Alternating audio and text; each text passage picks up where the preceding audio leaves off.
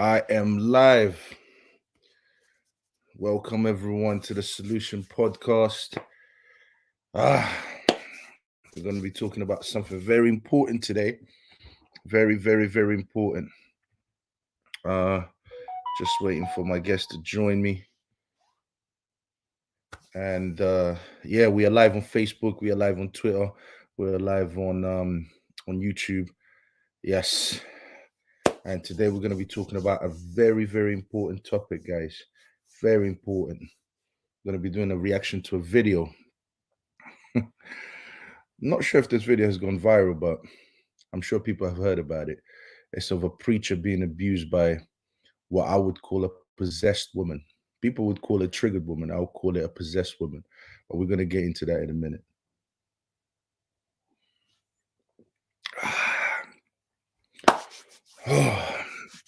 Hold on a second. Because I'm just learning this stuff. All right. So you guys gonna have to bear with me, but just making sure and got everything ready here so that when my guest jumps in, we're ready to go. We're ready to go.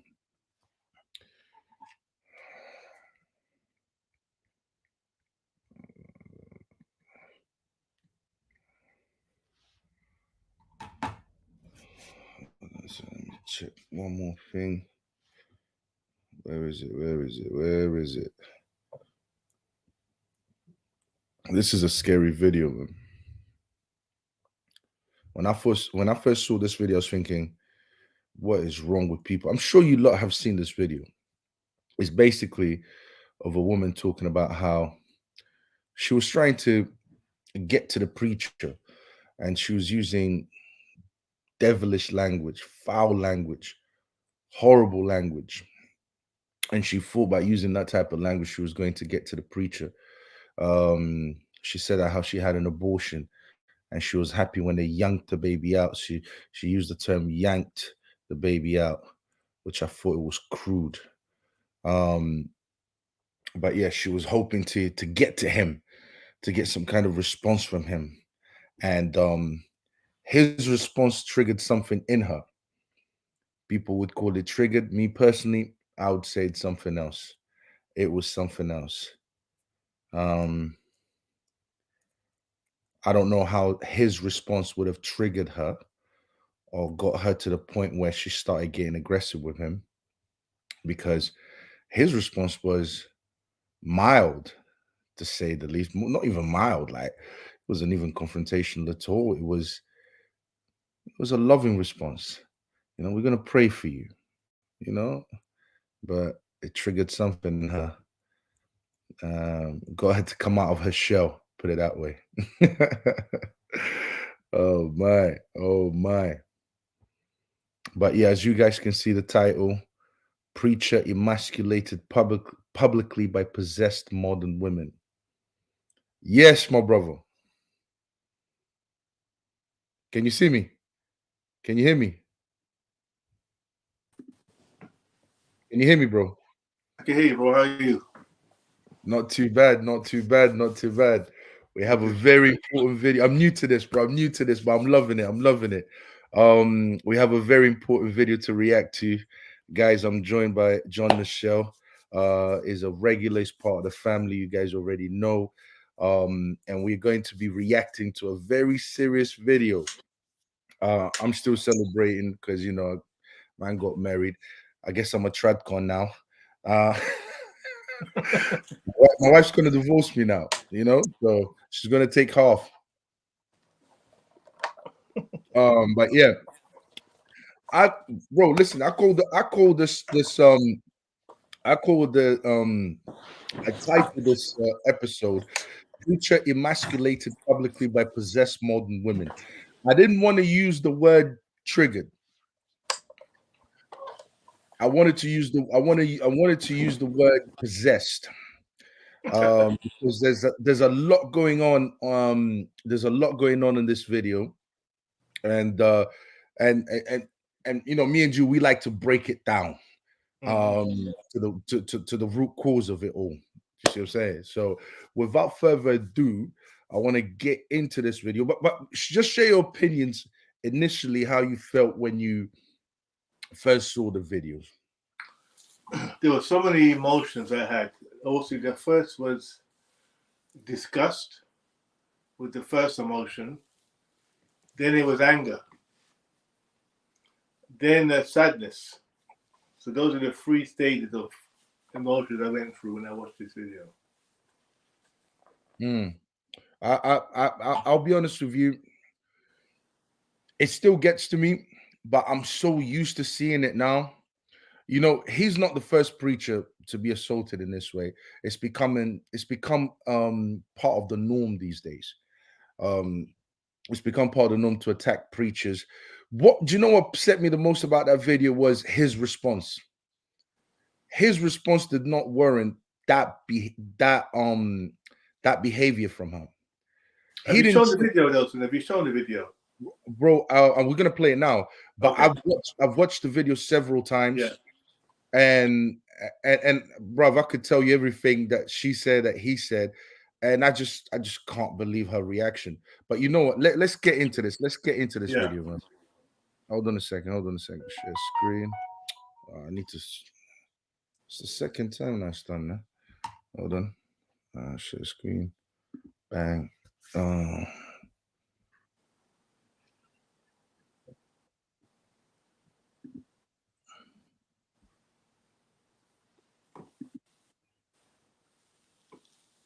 Can you see it? Yeah, I can see it. I love you. God loves you, man. It is the love of God, or why you're angry, or why you're mad. How you doing, young lady? And I can tell you something else. I had an abortion 2 years ago, and I don't regret it at all. They yanked the fetus out of my uterus. And I'm so happy. Okay. I'm so grateful. Okay. And I'm a professor at this university. Okay. Do we stop there, Nelson, or do you want to watch it all through? Yeah. We're going to break it down bit by bit. Yeah. Hold on a second. Let me just stop sharing. Hold on. Keep it there. You can keep it up if you want. Yeah. Keep it up. Yeah. I think I want to break it down bit by bit, if you don't mind. I agree with you. I agree with you. Hold so on that second. Point there, when she said she spoke about having an abortion. Can you see me, bro? Sorry, can you see me? Yeah. Yeah, I can see you fine. Yeah. I can't see you though. Okay. Hold on a second. Yeah, go ahead. Yeah. Yeah. So she spoke about having an abortion. Her words were, "I was so grateful and so happy." Now, my question would be, why would that, is that a self-harm type of situation? Because I've never heard any woman, the process of abortion is not what women speak of I've never heard a woman express that as a joyful experience, because it's a medical procedure. Yeah. It's a medical procedure. Mm-hmm. So that alone, I find that speaks to some type of issue psychologically. To me, it does. If you were so joyful to have an abortion, then why would you put the idea of putting yourself through a medical procedure? Did that show that there was no? She doesn't care if she gets pregnant again, then, and goes through it again. Is that what we could take from it? Never mind the way she described what actually happened. Dragging the fetus from her uterus. So, to me, okay, let's break that down. I think if you're dragging, if the way she described it was a violent act. That's right. Violent act. Yeah, I was going to use. She was happy that the child was to come to violence. So. Yeah. What does that say about her view about children and that particular child, that it went through trauma in being killed? Because that's what she's describing. It's not me describing that. She didn't talk about it as a medical procedure. Does it involve kind of trauma? She described it as a traumatic event for the child, not for herself. For the child. That's important. For the child. So that's a kind of almost sadistic, sociopathic kind of response to that. And that's where the disgust came in. The first emotion of disgust was the way she described that. The way she described that procedure, she described it as a traumatic event for the child. Yeah, and she made sure she used violent language. Right. She used violent language to describe, in a sense, violent but accurate, because that's exactly what happens during an abortion procedure. Because she didn't have to say that, did she? She could have just said I had an abortion. There was no need to go into the graphics of what happened. Into the graphics of it, exactly. Most women wouldn't even want to entertain the idea of even talking about it. Talking about abortion. Most women actually go quiet if someone's talking about abortion, because it's a very intimate procedure that takes place. But the fact that she used the word grateful, and then used the word grateful, and then used violent language to describe how grateful she was. All right. Which I say something, Nelson, as well. Yeah, go ahead. If a man was to use that type of language, he would not only would be called as the word anything, any negative pejorative you could think of, he would be called it. It would be probably seen as slightly ritualistic as well. What she's describing there has a ritualistic aspect to it. And I find that interesting considering who she's talking to. Yeah. She's talking to a man of God who obviously doesn't believe in abortion based on his beliefs in the Bible and God. He doesn't believe in it. So in her mind, her language, she has to it's an affront to what he believes in. That's why she used that type of ritualistic language. You understand? Yeah. And there was a personal attack as well. It went with a personal attack, but she wouldn't have used that language. I don't believe she'd have used that type of language if she was talking to just someone who may disagree, but not from a religious or religious standpoint. She brought a ritualistic aspect because it was dealing with some type of spirituality. Yeah, absolutely. She knew what she was doing. I mean, the vibe that I'm getting from her is that she knows what she's saying, she knows what she's doing, and she's trying to get a reaction from him. That's what she's trying to do. She's very much in control. When I say in control, I mean in terms of what she wants out of that interaction that she's having with the preacher. She knew what she was saying. I don't know if she knew. I think she was hoping for him to get angry or to get some kind of reaction out of him. And I find it interesting that, bro, I'm gonna say it, bro. I think she I don't want to go into the possessed talk, but a normal person wouldn't say it the way she said it. She knows something. She wanted to get a reaction. She's very much in control. She used violent language. All of that tells me that she wanted something out of that preacher. That's what that tells me. She wanted a reaction out of that preacher. But it's interesting to see her reaction after the preach responds to her. And that's when I started realizing maybe we're dealing with someone possessed, not necessarily triggered. Maybe we're dealing. Should we see what happens? Yeah. Let's go. Let's go. Hold on a second, bro.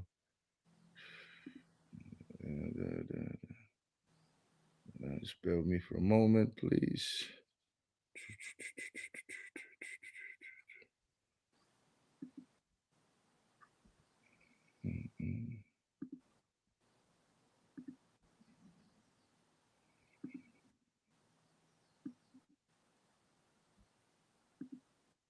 And what else? Can you hear it? Yeah. Yeah.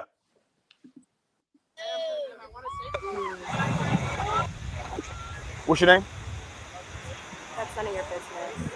I mean, we're being cordial here. You here? Got my mic. We're being cordial, right? Yeah, we're being cordial. We're being cordial. So, my name is Ricky Castor. Nice to meet you. Nice to meet you.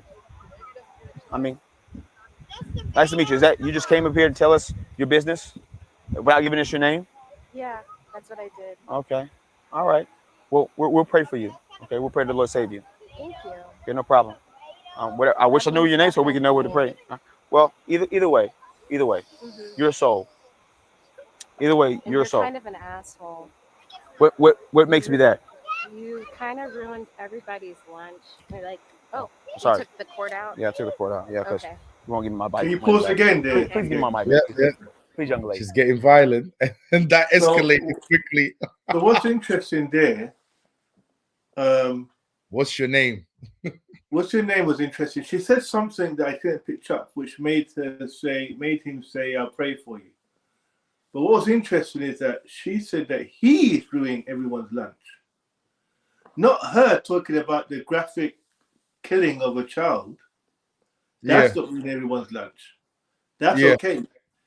Him, I don't know what he said that would be ruining anyone's lunch, apart from preaching from the Bible. Yeah. So why would that ruin everyone's lunch? And why would her talking about graphically killing a child, why would you consider that as ruining anyone's lunch? That also says a lot. The first thing I noticed was when she said, when he said, "What's your name?" If anyone knows, I mean, she could have said, "Oh, for personal reasons, I don't want to, I don't want to say my name and blah blah blah." People can say that, but when someone is possessed and someone asks a question like that, it kind of upsets them. It kind of upsets them. That's if she is. But it's funny that the point that you just brought up, because oh my god, she does not regard her use of her language as bad at all. Yeah. She doesn't even stop to think, oh, using the term yanked, that would have put someone off of their lunch. Yeah, it would. You're literally talking about, you want people to visualize a fetus being mangled and destroyed, pulled and mangled. You want us to picture that. That happened to your child. You want us to picture that. But that's not disturbing for people eating. But the interesting thing is that that happened after he asked her, "What's your name?" Yeah. That's what triggered that response from her. Because all he said was, after she said all that, after she said those vile things, all he said was, "What's your name?" And that sent her off. That sent her off. She got upset right after that. Oh, you're ruining everyone's lunch. And then she goes immediately from there. He actually even said to her, "I'll pray for you." I think it could have been the part when he said, "I'll pray for you," that got her upset, because it escalated from that point. He only said two things to her, really. He said, "What's your name?" She didn't want to say it, and then after that, he went from "What's your name?" to I'll pray for you, and then she just gets violent. She just gets upset, which we'll see now. And then and she literally has no respect at all for this man, at all, not even one little bit. She doesn't even look at what she says. She doesn't even analyze her own self, her own words. She doesn't care. This tells me that she's there for one reason. She's there to provoke him. She's there to get reaction out of him. She's there to, what I would call, emasculate him as well. There's many levels to what she's trying to do there. Hold on, shall we continue? Yeah? Yeah, let's continue.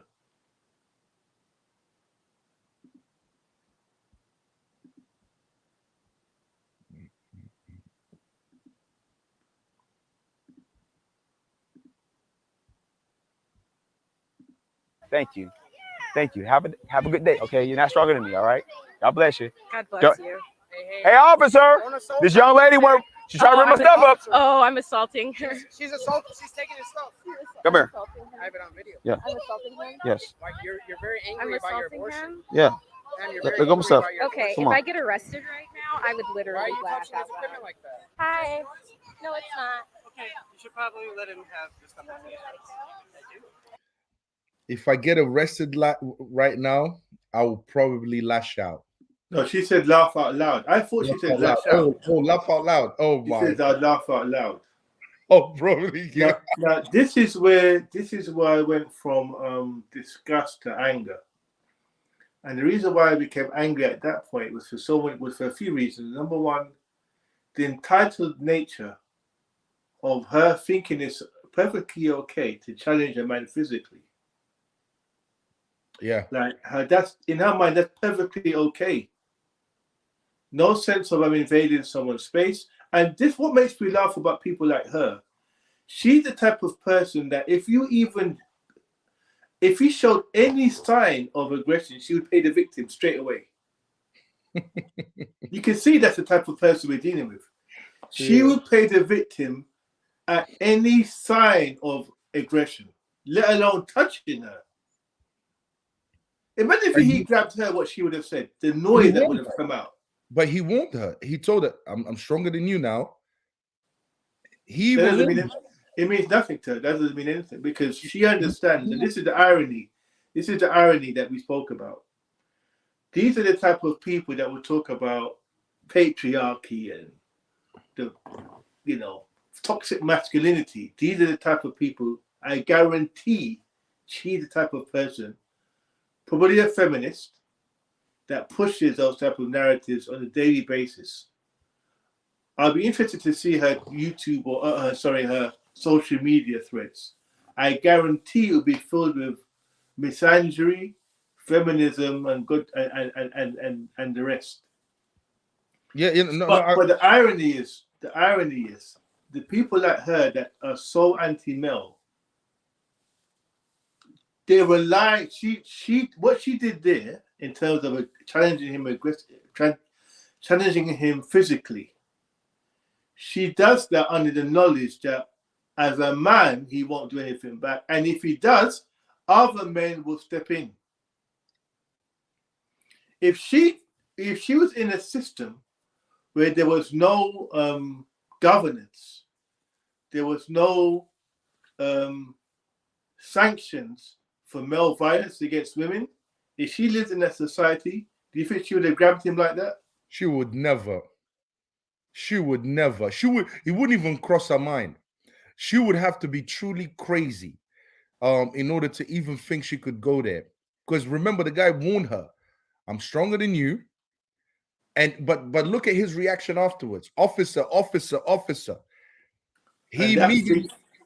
That speaks volumes because that says everything wrong in our society right now. That speaks to everything wrong in our society right now. That's right. She first of all, she was aware of the consequences he would have faced, and that's why she was behaving in the way she was behaving. I mean, the fact that she even said, I would laugh out if I got arrested. She's literally saying that she finds the system to be a joke. Because the way I see her, and that's how I see feminists, she has been enabled to behave. She has been enabled to behave in the most disrespectful way towards men. Absolutely. And expect no reaction back at all. She knows. She is. It's not even when I say knows, I'm talking she's certain that man would have never took it there with her. She knows that. And she did look what she's doing. She's laughing at the man, okay, disrespecting the man, laughing at him, and laughing at the system. That's why she said, I would laugh out now if I got arrested. That was her saying, what are you talking about? The system. It was her saying, I'm so protected under this system. I'm so protected under this system. The same system that she probably thinks is evil and toxic and patriarchal. That she would openly probably say that. But on the other hand, she knows that she's so protected under that same system that she hates, that she can mock assault a man in public, and there'll be no consequence for it. That's why she said she would laugh if she got arrested, because she doesn't even feel that she's qualifies for any type of sanction. But no man in that situation, no man who's assaulted another man would turn around and say, "I would laugh if I would be arrested right now." No, not even close. Because Like, we understand that's a realistic consequence of our actions. that's To true. her, in her existence, that's not a realistic consequences for her aggression. Yeah, but you see, but there's two sides to this. There's the system that enabled it, and they enabled it for a reason, and there's her choosing to misuse that power that she has been given to abuse men. And what I'm noticing is most modern Western women are choosing to use this power that the system has enabled them to have, um, uh, and to operate in an unruly manner at all times. And they are choosing to use this power to emasculate men. And what we are seeing there is she thinks this guy, she thinks the whole thing is a joke. She thinks she can do whatever she wants to do. What I'm seeing is a woman who thinks I can do what I want to do whenever I want to do it, and I can do it to whomever I want to do it to. And that's exactly what's happening there. She has no respect for that guy whatsoever. She doesn't expect a reaction back from him at all. And she's smiling the entire time. Yeah. And there's this underlying theme of being unreproachable.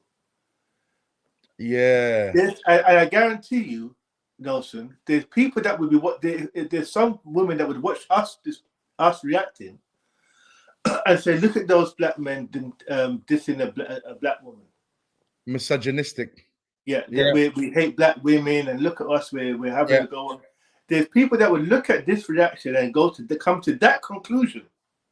That's crazy. Stupidly, obviously. That's crazy. But that's the climate that we're in. That's crazy. Unreproachable.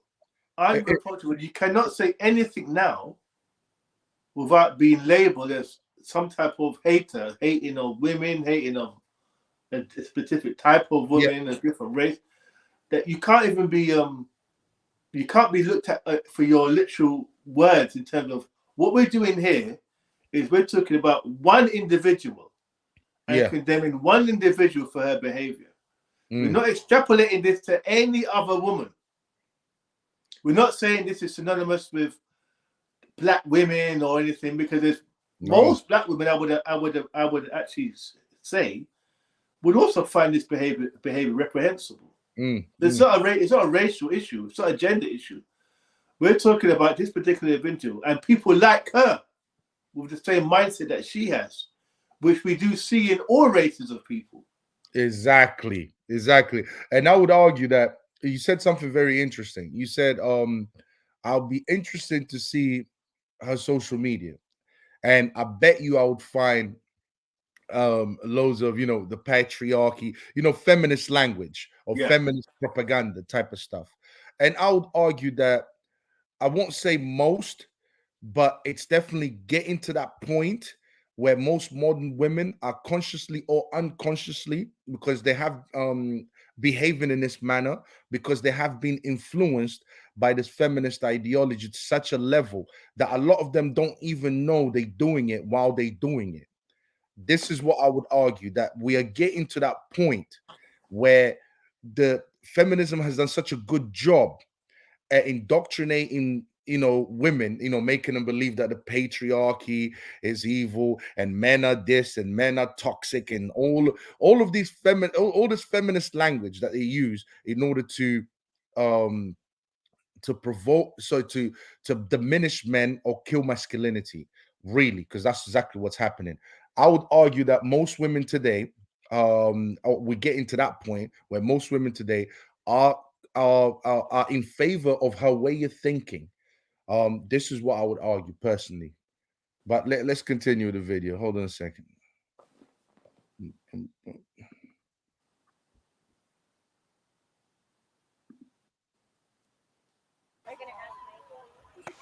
Can I? Right now, or you're under arrest. Walk away right now. I already said I was going to let it go. I have a question for you, Boardman. Mr. Boardman, am I assaulting him by holding this court? Can I get my stuff? Can I get my stuff, ma'am? Mr. Boardman, Now's your chance. can We'll I go talk, answer but your we're gonna do it over question? here. Can I ask a question? But Am let I go right assaulting now. him? Is this assault? Let go right now. Yes or no? Let go right now. Yes, no. Yes or no? You're under arrest. Put your hands behind you. We pray for the grace of God for you. Wow. She was still holding on to the cord. Oh my God.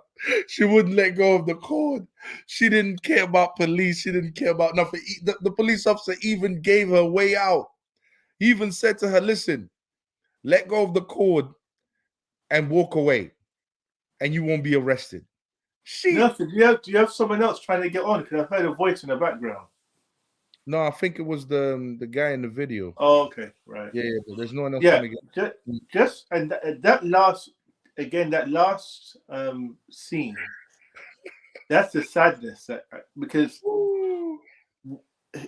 as men, you know, as men, the fact that we can't handle situations that where we're being physically attacked, verbally attacked, and have to shout out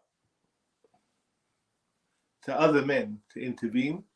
To me, it's symbolic of, again, why are we in the situation that we're in now? So that's what I'll say to that. Emasculation.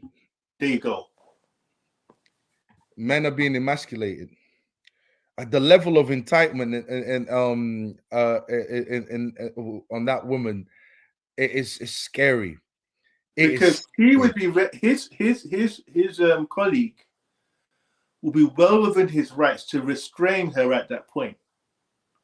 He would be within his rights to restrain her at that point because she's assaulting him and vandalizing his equipment.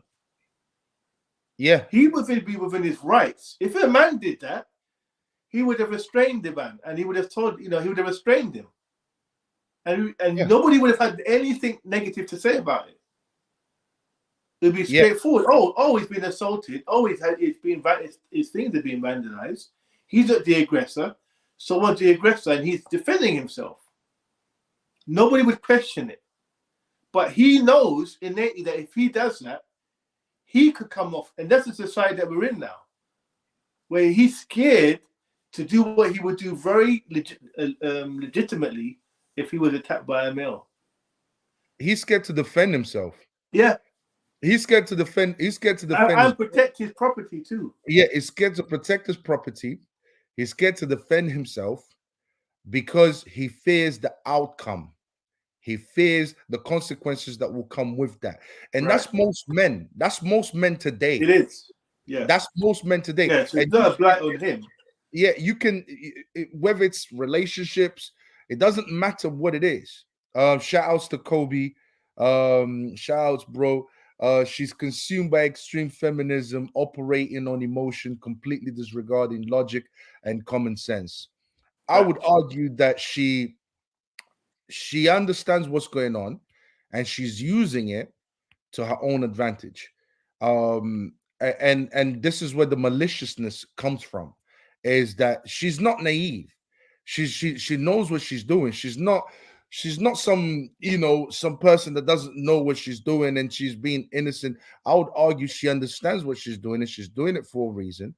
And I think we're going to see women like this. It's going to be more common. We're going to see this type of behavior from women, and it's going to be more common. But going back to why? You know why it's going to be very common, Nelson? Let me tell you why it's going to be very common. Because I guarantee in some circles, she'll now become some type of martyr. In some circles. Yeah. Right now is being applauded by not a small group of people. Men included would be in that group, by the way, applauding her behavior, saying that she did something worthwhile, commendable in what she did. Yeah. And lauding and actually lauding over what she did as something that was some type of activism, it would be seen as.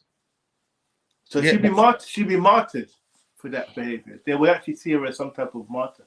But and what would that do? What would that do, as you said? It will embolden her to never change and to continue.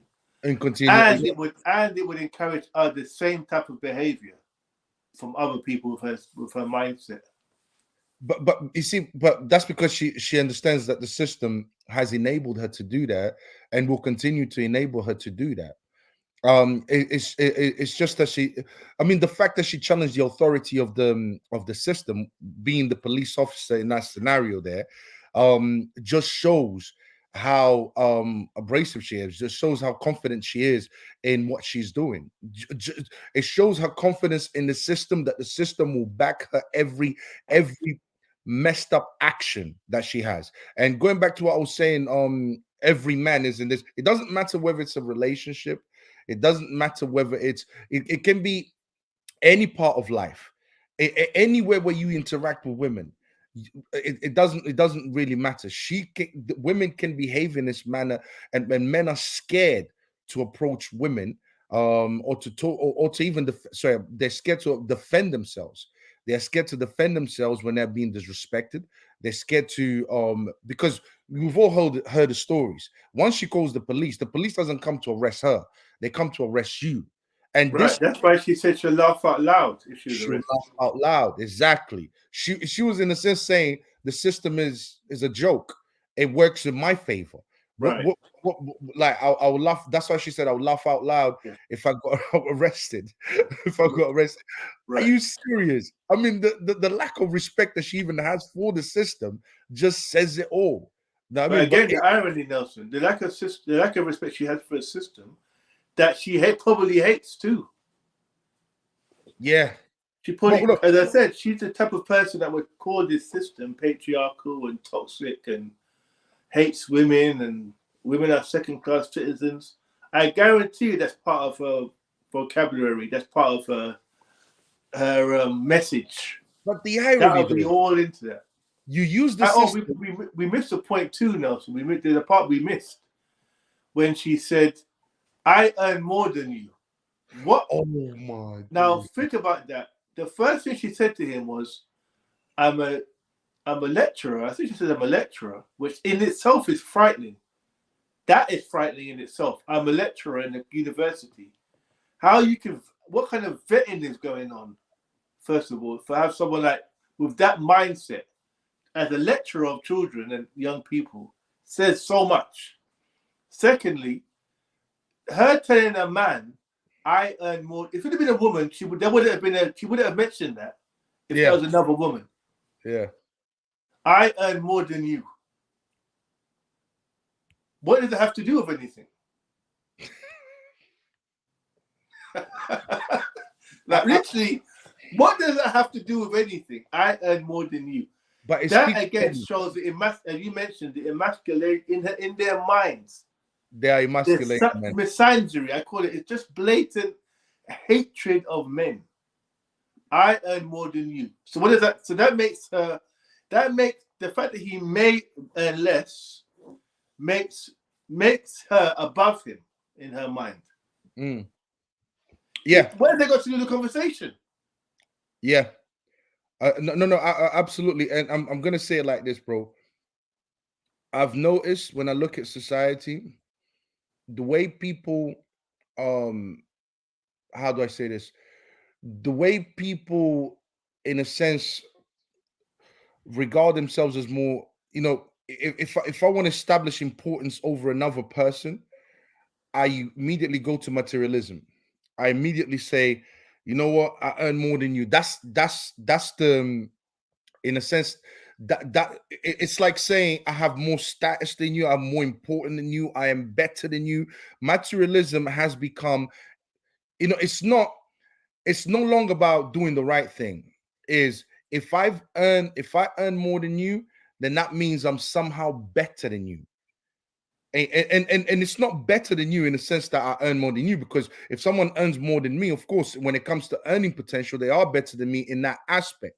But they don't just mean it on that level. They mean it in every level. They try to mean that now has, it means I'm better than you morally. It means I'm better than you in every possible way. In every metric of life, right.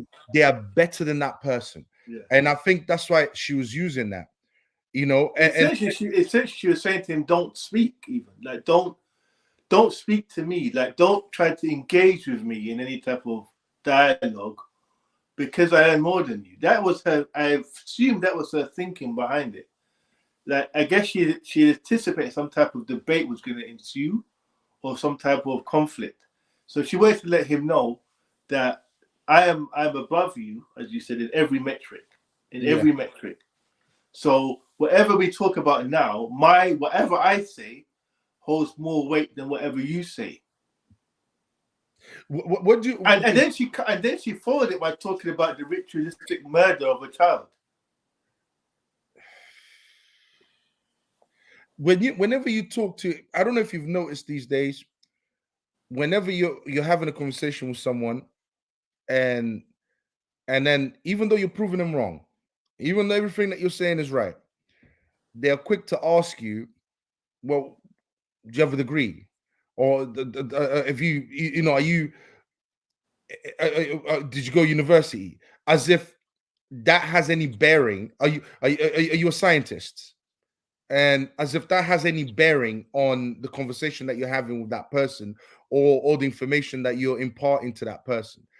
That's in a sense is a way to shut down conversation and establishing authority. That's how you establish authority over the other person. Is you're appealing to you see where I'm coming from? Yeah. That's basically how you shut down a conversation, by basically saying, you know, when she uses language like, you know, I'm a professor, I earn more than you. She appeals to materialism. She appeals to status, you know, and that's how most people these days manage to shut down conversation, because now you can't say anything. You know, now you can't say anything. I actually saw this on a Ben Shapiro video. One of the guys says, well, I actually studied this. So he was telling them off. He was saying, I studied this stuff. So what gives you the right to talk about this stuff? Because I actually study it. It's like you can't talk about certain things unless you've personally been to university, you've studied it, you've whatever. Otherwise, you can't have an opinion on it. You can't converse. It's another way of shutting down conversation. It's another way. By establishing authority, you shut down the conversation and you make yourself more important than that person. That's exactly what she was doing. She wasn't trying to engage with him. And there's more irony again, because in another situation that she was in a conflict with someone, if a man who earned more than her used that, if he said to her, if he shut her down by saying, I earn more than you, what do you think her response to that would be? Look, this is an example. It's an example of patriarchy, toxic masculinity, sexism, everything, every word you could use. If she was shut down by a man saying, I earn more than you, in the same way she tried to shut this man down, she would use every victim status in the world to address that. This goes to show again, these people are disingenuous, they're hypocrites, they're crazy, and they're lecturers in universities. That's another thing. What do people call universities these days? Feminist indoctrination camps. That's the type of person you've got teaching children. Just think about that. Someone like her is out there teaching something to someone's child with that mentality. Although I did read in the comments that she may have been fired. I hope so. I can't confirm that, but when I was reading the comments, she may have been fired, but I don't know if that's true or not. But she wouldn't have been fired for what she was saying, because they teach this type of stuff. They teach the patriarchy. They enable this type of thinking in universities. She wouldn't have been fired for what she was saying. She would have been fired for getting herself arrested and making the university look bad. Correct. You know, that's what she would have been fired for. But her rhetoric, the rhetoric would have been fine. That would have been fine if she would have just walked out of that situation, like the police officer told her to do. She'd have been okay. She would have been absolutely okay. She would have never got fired, because I've seen loads of these debates go on at universities or on near university campuses, and the students, including teachers, they behave atrociously whenever Christians approach the university campus and they want to talk to them about abortion, and they want to talk to them about feminism and all of that. They are triggered. They get really violent almost. So yeah, she would have never got fired for that. She would have never got fired for that. But I find this is scary. Like, this is scary. This is absurd. But why do it? Even though is she a believer in feminism? Is she a believer in the patriarchy? Is she a believer? She must be, right? And this is what I'm trying to say. A lot of people don't understand that you can follow something without even knowing that you're following it. Mm. Is it And the thing about it, see how you did this is called a solution podcast. So let's talk about some solutions then. For me, the solution to deal with people like that, as men, you have to completely ignore them. Like, you have to ostracize them away from you. You cannot even engage with people like this. He made a mistake. Obviously, he didn't know. But in hindsight, I'm sure that he would probably think, don't even engage. You have to be to the point where you let them go off to the point where other people, in that example, I believe that if he ignored her, that would have escalated probably even quicker. But at that point, the police would have to intervene. There were people who have intervened. But I'm telling you now, people like that, it's getting to a point now where just engaging with them is enabling them. Because as I said, after this instance, she would get kudos from many people for engaging with him. If you don't engage with them, there's not really any martyrdom that happens. The problem is there's no martyrdom that happens after that. The problem is not engaging with them. The problem is they become violent. They seek you out. They will the problem is not engaged. It's we can. I agree with you. The problem is the way their reaction. They'll seek you out. They will try and get a response from you. And as with everything else, it starts with trying to get a reaction out of you, but through words, by being by using language like, I yanked the child out, by using foul language, basically. Okay. So when they see that doesn't work, they're going to escalate it to something else. That's what usually tends to happen with people that get ignored. What tends to happen with them is, first they use foul language and so on, and when they see that doesn't work, they'll use another way of getting your attention, and another way, and that's how things get more and more and more and more violent. That's why I say let them go in that, let them continue on that path. Because if I keep quiet and you escalate it to that level, there's no, as I said, there's no martyrdom there. No one could look and say, oh, there was a conversation and this is what happened and they reacted to what you said, and that. It's all on them. Only their behavior can be picked up on. You can't pick up on anything I said or done because I haven't engaged. You see what I mean? If the moment you engage, oh, you said that, so they said that. That would be like the narrative. You just keep them up. You turn away and look away and don't engage, and let them continue to rile up. They only have themselves to. Only they are exposed. Only they are engaging. Now, let me ask you one question, right?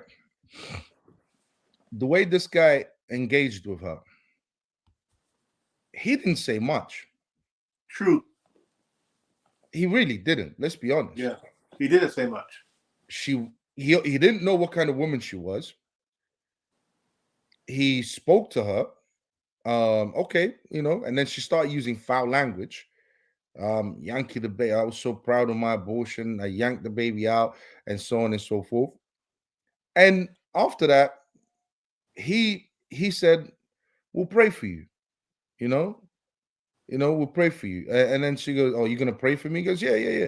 You're still a soul, regardless. You're still a soul. We'll pray for you." And then she gets really upset and gets angry and tries to get physical. But what I'm looking at is he didn't say much. Yeah, you're right. He said probably like 3 sentences to her.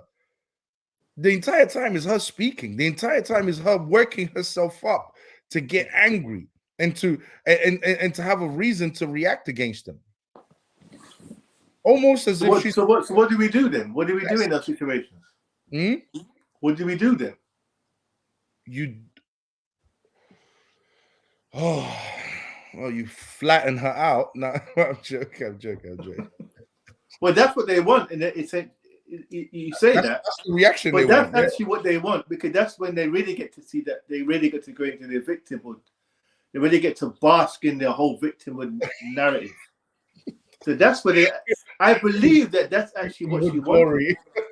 Yeah, that's actually probably what she wanted. She wanted him to get violent, and that's why, if you notice, her language was very passive aggressive. And as men, we know what triggers men a lot, most men, is when a woman is passive. No, when they're passive aggressive. Yes. And sarcastic. Yes. And condescending. So she went down that path first, and it wasn't working. She wanted to then prove. She escalated it. She wanted to prove. What feminism preaches. She wanted to prove it. She wanted to show the patriarchy. Right. She wanted to because they say the patriarchy apparently was evil back in the days. They used to, grape women and do this and do that to women and all of that. So she wanted to prove how toxic masculinity is. Right. But it backfired. Now, but why would you go to a preacher? Because a preacher will exercise more self-control. Why didn't she go, if she really wanted?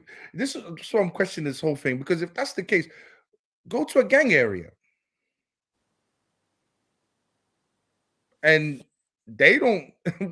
It's like you went to the person that's less likely to do anything to you. Yeah, calculated. That's what I'm saying.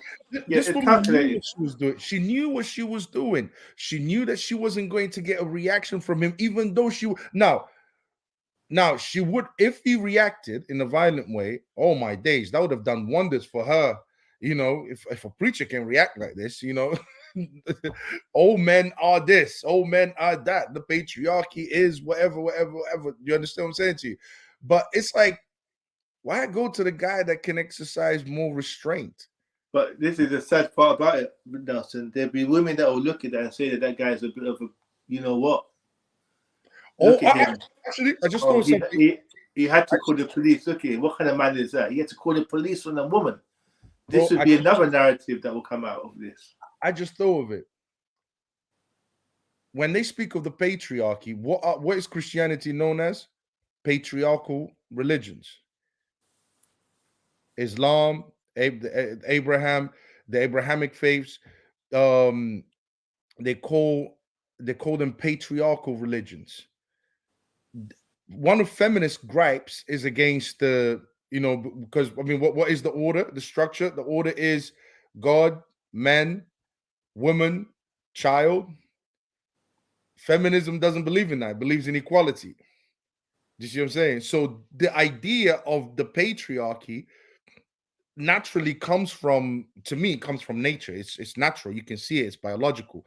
But the Bible is just reflecting something that is already, that's there. That's natural.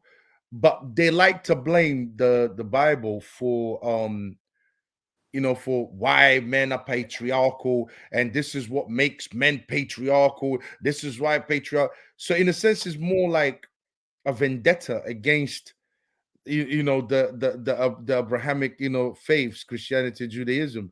I think that's why I said that she was doing an affront. What she did was like an affront. She wanted to challenge the whole concept of what he represents. Yeah, and I think that's why she used that language, that ritualistic, graphic language, because she wanted to make it as gruesome And there's Yeah, you're right. Because I was, yo, can you hear me, bro? I just lost him. Maybe the connection is bad. Oh, it's loading, Yo, bro, can you hear me? yeah, I can hear you, yeah. Yeah, I lost you there for a minute. Yeah. I think because I was trying to like work out, because you said, okay, let's look at the solution, right? And I was trying to work out, saying, hold on, why would she go to a man who's more likely to, to exercise patience, more likely to exercise, restraint? Why would she go to that type of man if she wanted to prove the patriarchy is bad, or if she wanted to prove some kind of feminist concept? Oh, I think I lost you there again. Are you still there, bro?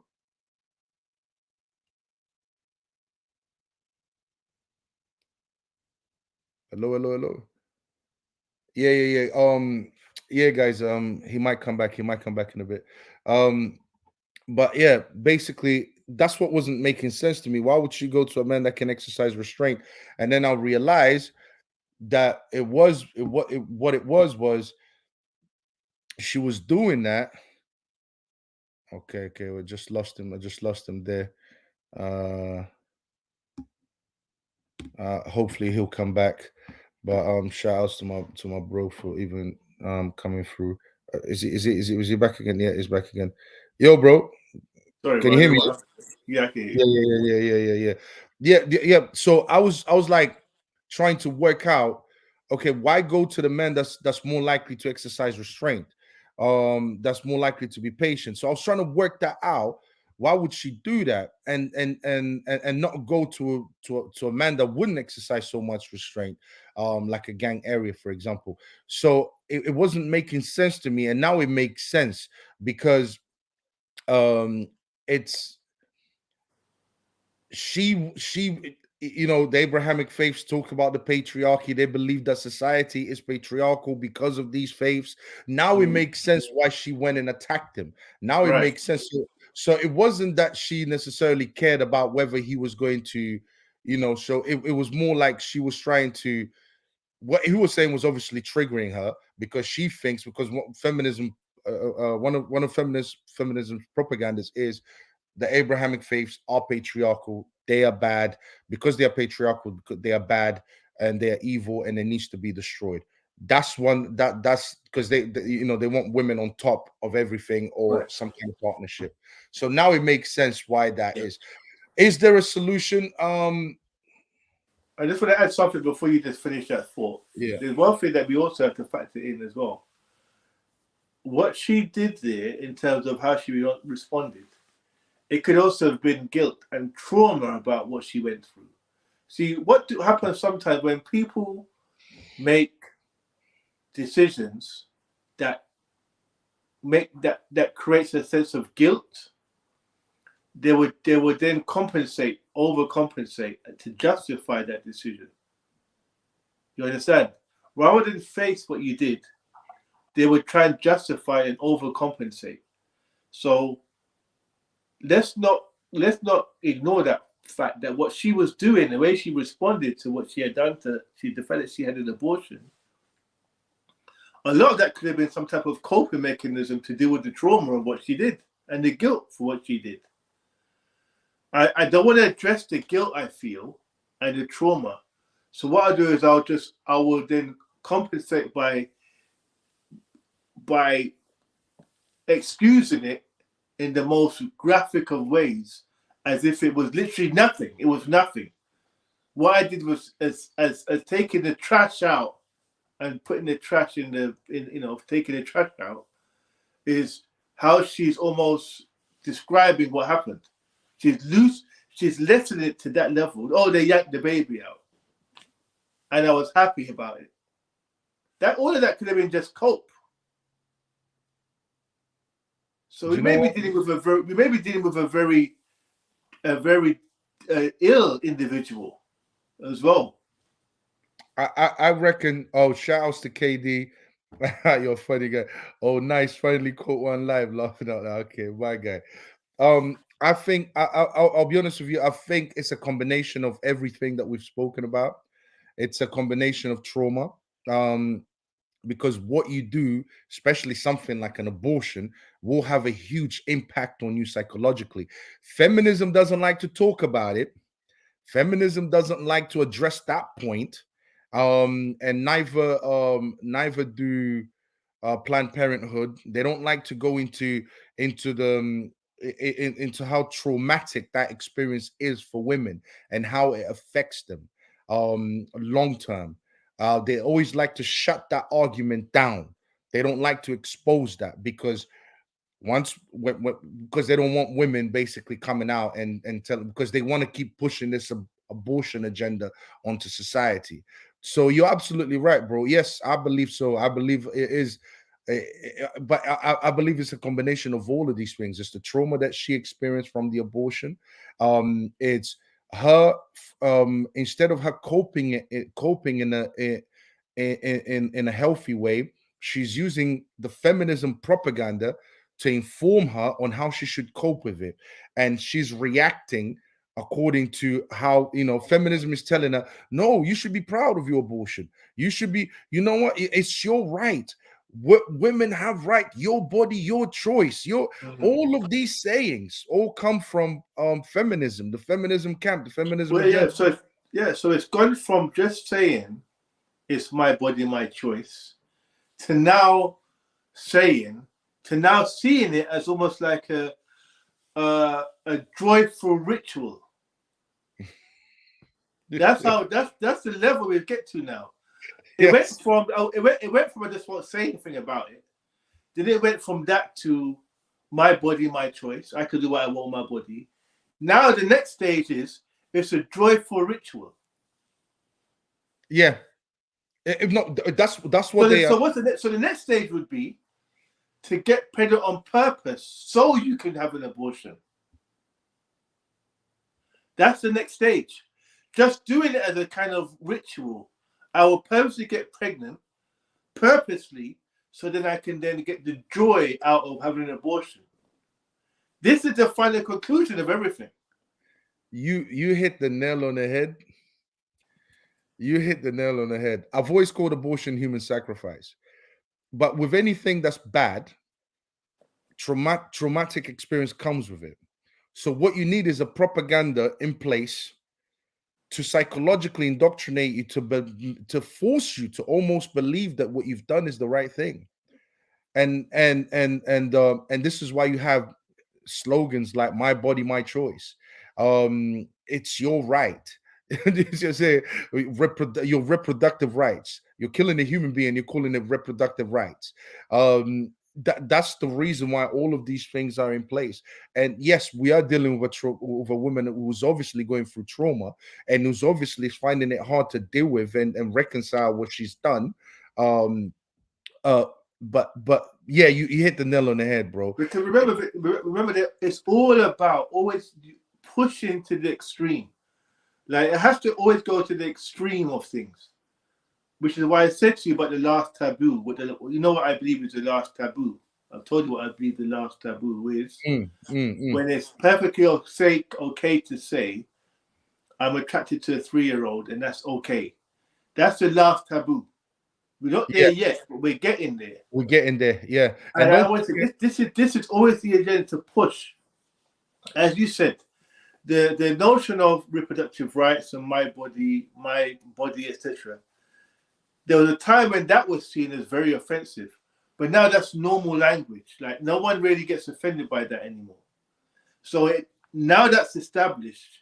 Now we have to now push to the next stage. The next stage is now it's not only is it my body, my right.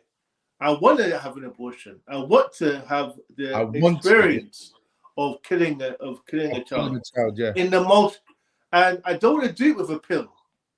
I want the child to be dragged out. Yeah, ripped limb by limb. Yeah, I want to do that. Yeah.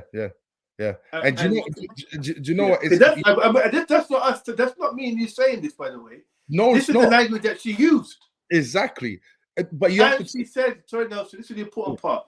She was happy about that happening to the child. Yeah, she was. She was grateful. She said that. She used the word grateful and happy. Grateful is when you say I'm grateful, that means someone has done something good for you. Someone has done something good for you. Now, what I wanted to say is, hold on, what the case said? Did you hear about the gender pay gap in Finland? Laughing out loud, they stopped working.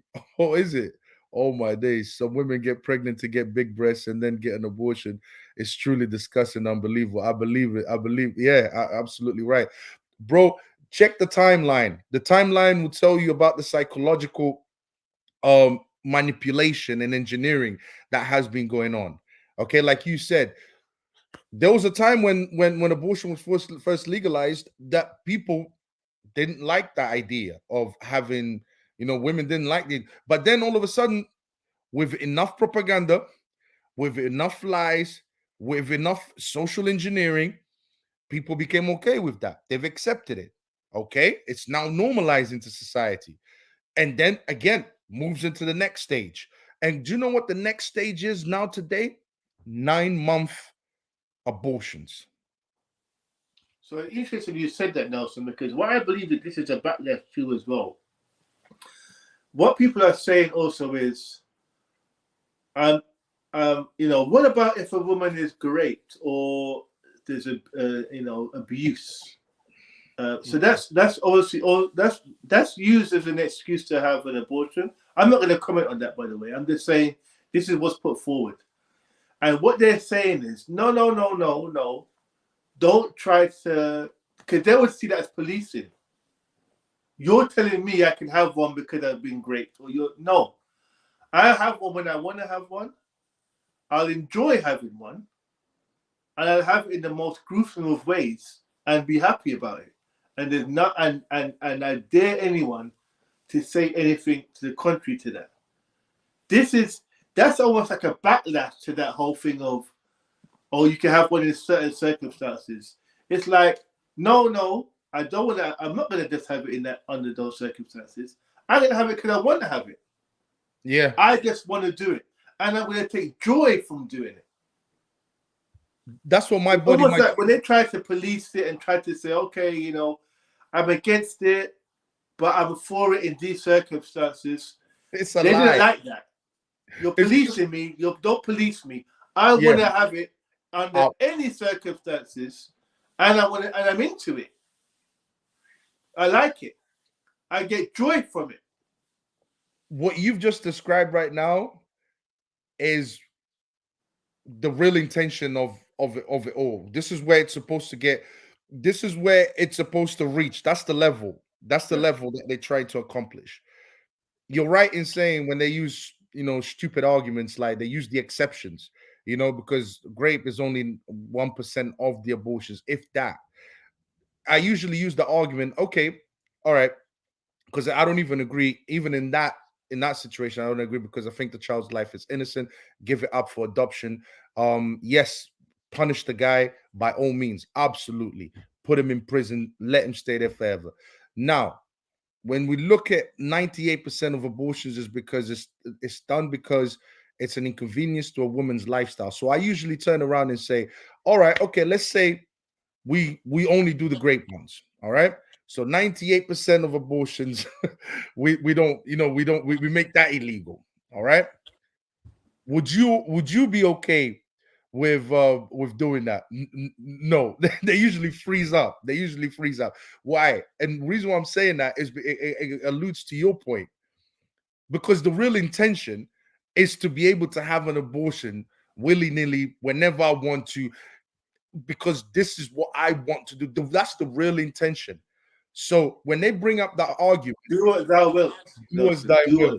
I should be able to do what I want to do when I want to do it. That's really what's funny now. Yeah. What's funny now is we spoke about this before, even in another topic. We spoke about how they always used to try to justify it. Oh, that's why you had in the Christian setting or religious settings, you had people that would identify as homosexual, and they would try to justify it using within that religious text or that religious setting. Jesus loves all, etc. Now, this is, as I said, we reached a new age now, where now we don't need to justify anything anymore. No. The days of justifying it are over. We are fully embedded into, you want to call it evil, okay, let's call it evil then. Let's call it whatever you want to call it, but that's what I'm about, and I'm not trying to justify it. I'm not trying to come up with an excuse as to why I'm doing it. I want to do it. I want to have a child yanked from me, and I'm happy about it. And you need to be happy with that. I'm okay with it.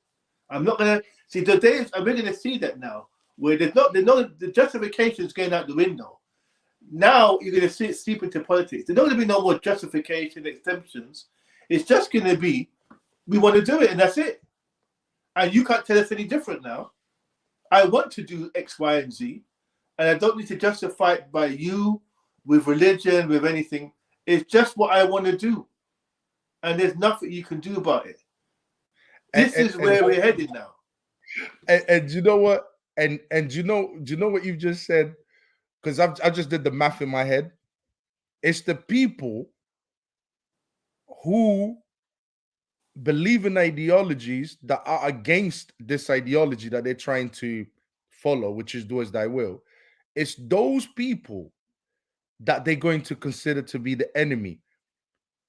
Who, that guy there, the preacher, he obviously holds the view that abortion is evil.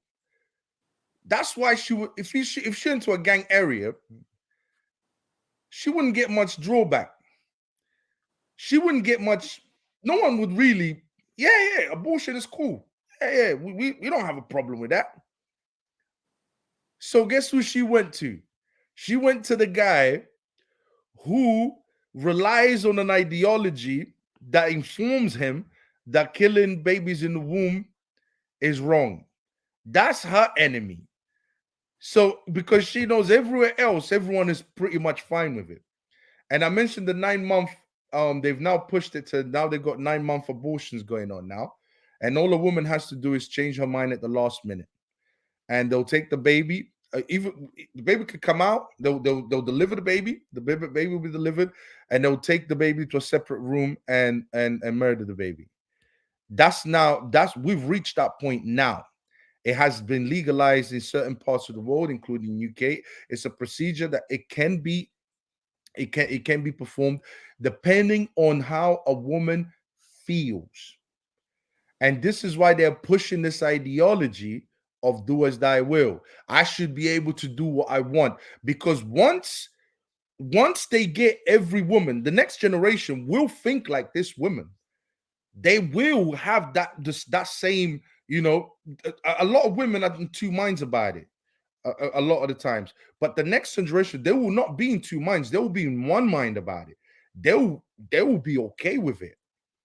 And that's when we will see real life, to me, abortion is human sacrifice. I'm just going to say it. It's the whole thing with Moloch and all of that, sacrificing babies and so on. And we will see that happening next generation. It will be done. 9 months will become the norm. Just like everything else has become the norm over a period of time, this will also be normalized. And she is the one, she is like the leader of, she's like the new protege, the leader. Yeah. It's the next stage. As I said, it's the next stage. Because there's a time, I can guarantee you, in history, if she said it in public, she'd have been assaulted and arrested, or maybe or both. She could not have said that in public in most societies, openly. No. People either think that she's crazy, or they'll think that she's delusional, or she needs to be looked at or arrested or sectioned or something. People wouldn't take that as a rational person. But now, so we're in a society now where someone that's like saying that publicly is a lecturer in the university. Oh my God. That's where we're going to. Someone like that in the past would have been seen as, oh, that's not normal what they're saying. That's crazy what they're saying. And I'll be honest with you, a child being joyful that a child was ripped to pieces out. That would have been seen as that person, there's something wrong, there's something inhumane to someone saying that. Because she was saying that about someone else's abortion too. Yeah. yeah, get that baby yanked out of you. She would say that.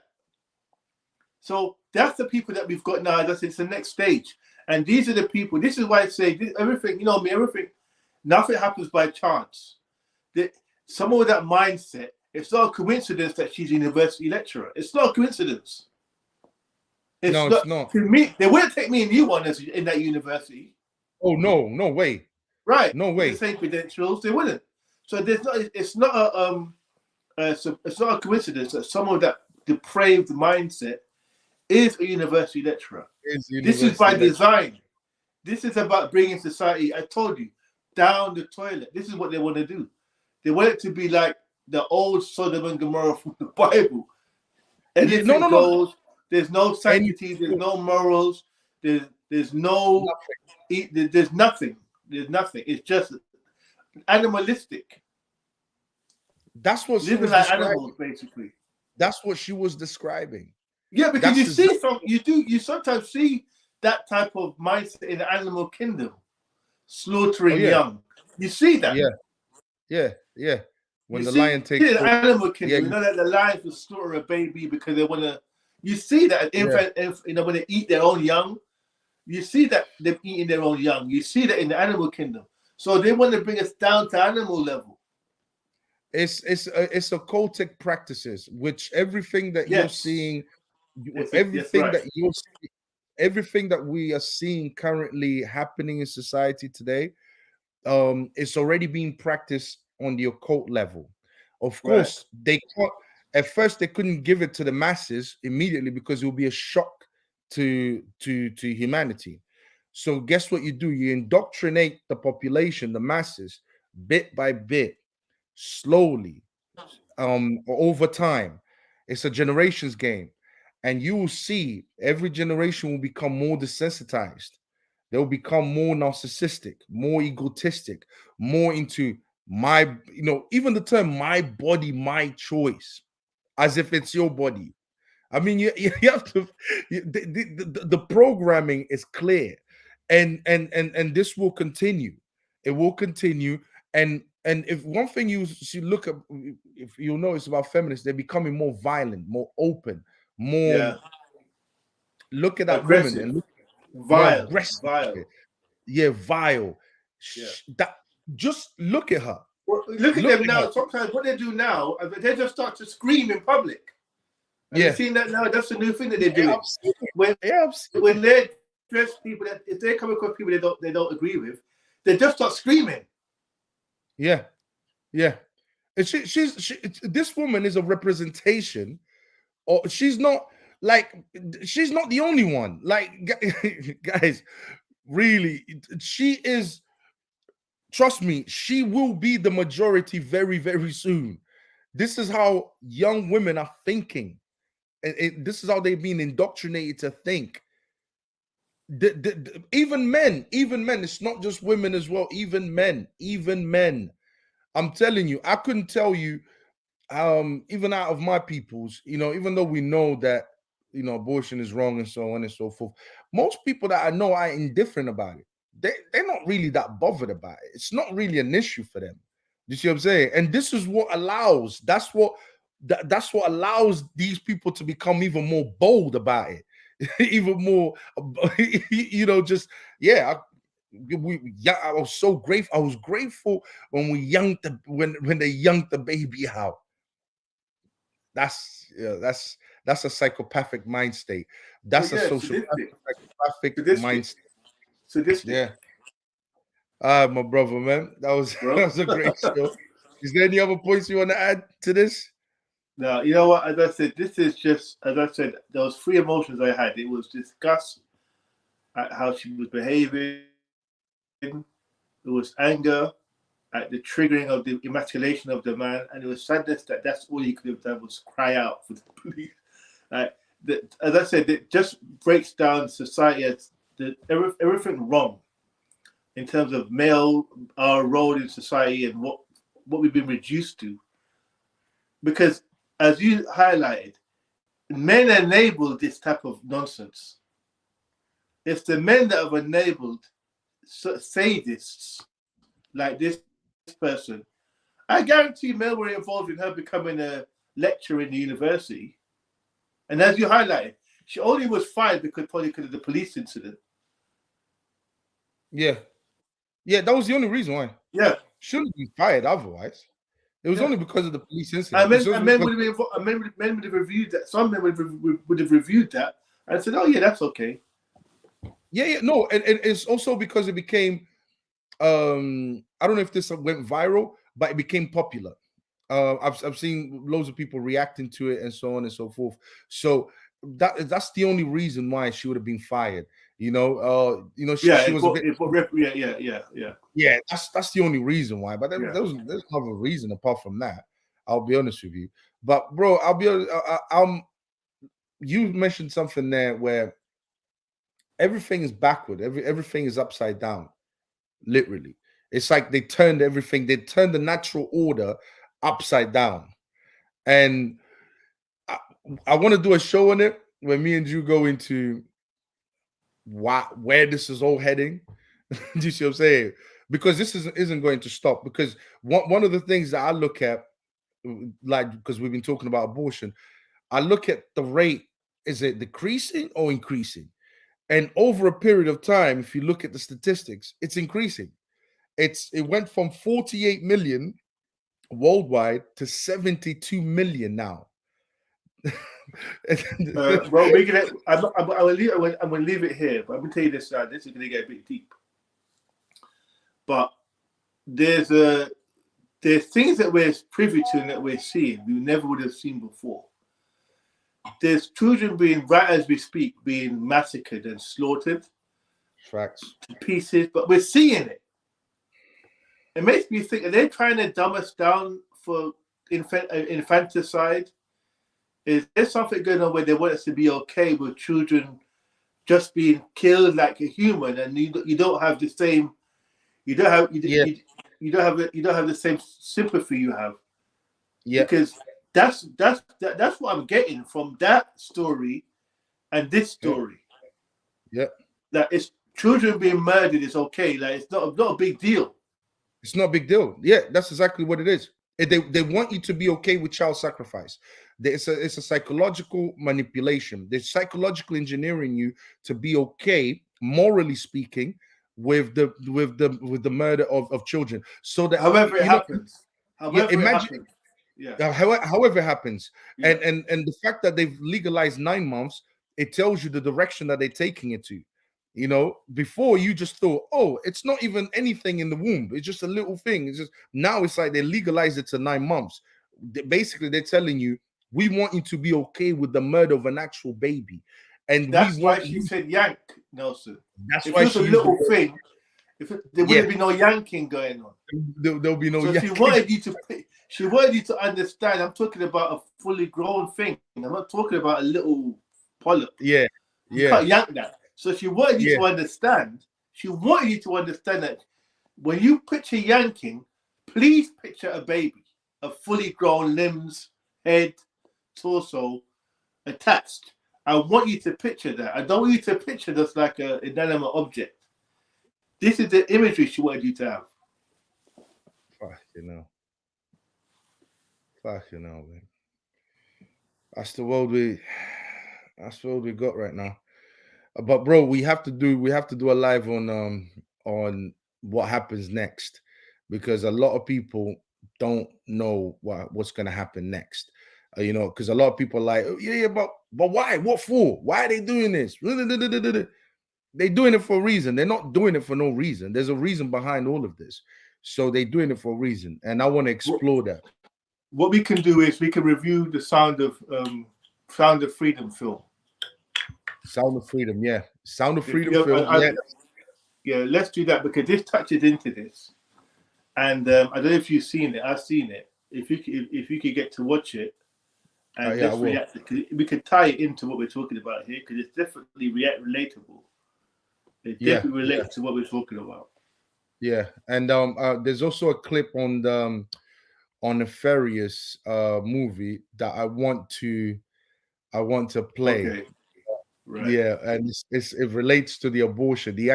He gets excited that the abortion is happening at that very moment, and he actually tells the guy, the guy that's supposed to analyze him, the psychiatrist that's supposed to analyze him, and this demon inside of him tells them the fact that he sent his missus to have an abortion, and then he gets, bro, it's the it's a crazy scene. Conditions. KD says things get normalized and people accept it because they get lazy and they sell out. Absolutely, bro. Absolutely. I agree 100%. But yeah, we're gonna leave it there. Salute to my brother Jean-Michel Yes. for joining us. Always, guys, we're gonna be doing these reactions a lot. We're gonna have these talks a lot. I'm gonna be streaming consistently, guys. All right. So okay, so expect the family to always be here to give you the show. But yeah, bro, salute to Salute, KD, bro. Nice one. salute to Kobe, salute to John Michelle. Peace, bro. Next time, Thank yeah. you, bro. Nice one.